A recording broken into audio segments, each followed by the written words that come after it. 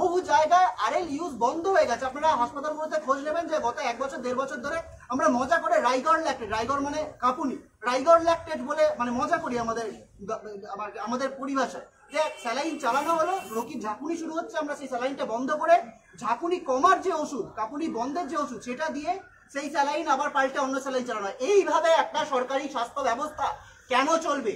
সাধারণ মানুষের স্বাস্থ্য নিয়ে চিনিমিনি কেন খেলা হবে এবং সেটা নিয়ে প্রশ্ন করলে কেন গোটা মোটটা এটা যে দুর্নীতি প্রশ্ন, এটা বুঝতে কারুর বাকি নেই। এটা যে একটা স্বাস্থ্যক্ষেত্রে দুর্নীতি প্রশ্ন, যেখানে এই কোম্পানি কর্ণাটকে এতদিন আগে ব্ল্যাকলিস্ট হয়েছে, তারপর এত জায়গায় স্টোরেজ কেন? আপনি আজকের ডেটে দাঁড়িয়ে প্রত্যেকটা হাসপাতাল ঘুরেছেন, কোনো না কোনো ওয়ার্ডে এই স্যালাইন আপনারা পাবেনই। এই স্যালাইন এখনো মজুদ রয়েছে। সেই স্যালাইন ভুল করে যদি কোনো কেউ ব্যবহার করে ফেলে, যদি কোনো ইন্টার্ন ব্যবহার করে ফেলে, যদি কোনো সিস্টার দিদি নার্স ব্যবহার করে ফেলে, তারপর তদন্ত কমিটি করে বলা হবে। এই যে আপনারা জানেন যে একটা নির্দেশিকা আসছে কি একটা হোয়াটসঅ্যাপে, কোনো প্রপার ডেজিগনেশন নেই যে কার তরফ থেকে বলা হচ্ছে, একটা নোটিশ বেরিয়েছে সেখানে পশ্চিমবঙ্গ ফার্মাসিউটিক্যালস কথাটা বলা নেই, বলা হচ্ছে একটি কোম্পানির ওষুধ আন্ডার স্ক্যানার রয়েছে, ফলত সেই ওষুধগুলো যাতে ব্যবহার না করা হয়, ডু দ্য নিডফুল। এই ধরনের অস্পষ্ট একটা নির্দেশিকা মানে হোয়াটসঅ্যাপে ঘুরছে। প্রত্যেকটা কলেজ বেসিসে এরকম কোনো স্পষ্ট নির্দেশিকা নেই। আমরা শুধু আরজি করের ক্ষেত্রেই দেখেছি একটা নির্দেশিকা বেরিয়েছে। তাহলে এই ধরনের গড়িমসি কেন হচ্ছে?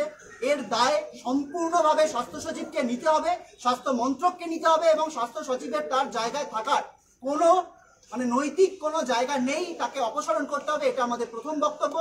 এবং দ্বিতীয় বক্তব্য, এই যে গোটা ঘটনায় আর কোন কোন জায়গায় যে অক্সিটোসিন নিয়ে প্রশ্ন উঠছে, আরএল নিয়ে প্রশ্ন উঠছে, আমরা বলছি যে যারা এই পলিসিগুলো বানান, তারাই ঠান্ডা করে যে আইএএস অফিসাররা যে পলিসিগুলো বানাচ্ছেন, তারা স্টেক হোল্ডারদের সাথে আলোচনা করুন। আমরা বারবার বলেছি স্বাস্থ্যের উন্নতির জন্য আমরা যারা জুনিয়র ডাক্তার রয়েছি, যারা সিস্টার দিদি রয়েছে, যারা সিনিয়র ডাক্তার রয়েছেন, তাদের প্রত্যেকের সাথে আলোচনা করে একটা পলিসি, প্রত্যেক ওষুধের একটা ফিডব্যাক নেওয়া হোক।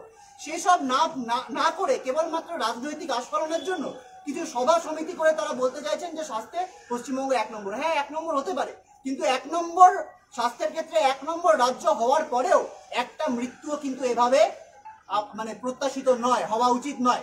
যতই আমরা 1 নম্বর হই, তারপরেও একজনের মৃত্যুও, এগুলোকে বলা হয় ডাক্তারি পরিভাষায় প্রিভেন্টেবল ডেথ। এগুলো প্রিভেন্টেবল ডেথ। ডাক্তারিতে অনেক মৃত্যু আছে যেগুলো হয়তো আমরা আটকাতে পারি না, বহু চেষ্টা করি, কিন্তু এগুলো সম্পূর্ণভাবে প্রিভেন্টেবল ডেথ।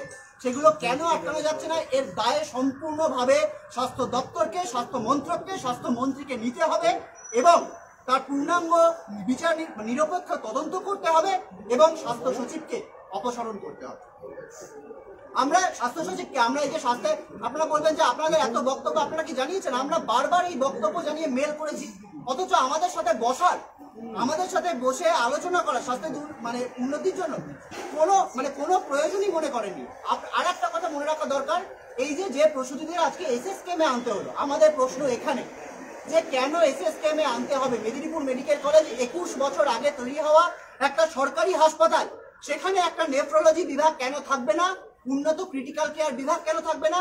24 ঘন্টার রক্ত পরীক্ষা কেন থাকবে না? আপনি গিয়ে দেখুন, ওখানে এগুলো নেই। কেন? সেটার জন্য আজকে তাহলে মেদিনীপুরের মানুষের কোনো প্রাণের মূল্য নেই? অন্যান্য জেলার মানুষের প্রাণের মূল্য নেই? এসএসকেএমে যে আসতে পারবে, শুধুমাত্র কলকাতা অবধি যারা আসতে পারবে রেফার হয়ে তাদের প্রাণের মূল্য আছে। এই গোটা ঘটনার জন্য কিন্তু আমরা সেন্ট্রাল রেফারেল সিস্টেমের কথা বলেছিলাম। কোনোটারই কিন্তু আইওয়াশ দিয়ে এভাবে স্বাস্থ্য ব্যবস্থাকে শাক দিয়ে শাক রাখার চেষ্টা চলছে। এবং বারবার বলছি যে এই দায় যদি স্বাস্থ্য দপ্তর না নিয়ে আবার এটাকে ওই ডাক্তারদের গাফিলতি এইরকম দিকে ঘুরিয়ে দেওয়ার চেষ্টা হয়, ভবিষ্যতে কিন্তু বারবার আবার এই রোগী মৃত্যুর মতো দুর্ভাগ্যজনক ঘটনা বারবার ঘটবে এবং এই ঘটনাগুলো চোখে আঙুল দিয়ে দেখিয়ে দেবে যে স্বাস্থ্য ব্যবস্থার গাফিলতিগুলো ঠিক কোন জায়গায় রয়েছে। তো আমাদের আশা যে রাজ্য সরকার অত্যন্ত দ্রুত এই ব্যবস্থাগুলো আমাদের সাথে আলোচনায় বসে যে কি কি জিনিস করলে স্বাস্থ্য ব্যবস্থা উন্নতি হতে পারে, কোন কোন জায়গায় দুর্নীতির বীজ লুকিয়ে রয়েছে, সেগুলো তদন্ত হোক এবং আলোচনার মাধ্যমে একটা সুষ্ঠু সমাধান হোক।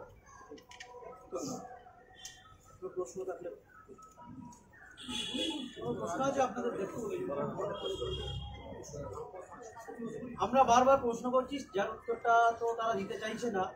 আমরা বারবার আমাদের আবেগ, ব্যথা, যন্ত্রণা দিয়ে আমরা যেহেতু স্বাস্থ্য সিস্টেমে আমরা জুনিয়র ডাক্তাররা সামনে সারিতেই থাকি, আপনারা জানেন, তো আমরা এগুলো নিজের চোখ থেকে দেখি। আমাদের প্রশ্নের উত্তর হয়তো ওনারা দিতে চাইছেন না, কিন্তু দুঃখের সঙ্গে জানাচ্ছি ওই মামনি রুই দাস মায়ের একদিনের বাচ্চা যদি প্রশ্ন করে তখন কিন্তু ওরা সারা জীবনের উত্তর দিতে পারবে। তো ওই রকম উত্তর দেওয়ার জায়গা থেকে এই পরিবর্তনগুলো আনার চেষ্টা করুন। আর যে প্রশ্নগুলো আমরা করছি, আমরা এর অনেক দিন আগেই বলেছিলাম যে এরকম একটা অযোগ্য স্বাস্থ্য সচিবের ওই পদে থাকার কোনো যোগ্যতাই নেই। উনি ওই জায়গা থেকে ইমিডিয়েটলি নিজের চেয়ারটা ছেড়ে দিন, অন্য কেউ আসুক, সে নতুন করে স্বাস্থ্য ব্যবস্থা তুলে ধরুক, এটা আমাদের দাবি। আর বাকি কথা ডক্টর দেবাশিস হালদার বলে দিয়েছেন। আমরা চাই সাধারণ মানুষের এই স্বাস্থ্য নিয়ে কোনো রকমের ছিনিমিনি যাতে না খেলা হয়। আজকের কোনো ঘটনা ঘটে গেল আর জুনিয়র ডাক্তার যারা জীবন বাঁচানোর জন্য সেখানে থাকবে তাদেরকে দায়ী করে দিয়ে বাকি দুর্নীতির চক্করে সবকিছু ঢাকা দেওয়া হবে, এটা কিন্তু আর বেশি দিন আমরা সহ্য করব না। আমরা একত্রিত হয়েছি, এ ব্যাপারে আমরা জোরালো থেকে জোরালো প্রতিবাদ করতে থাকি।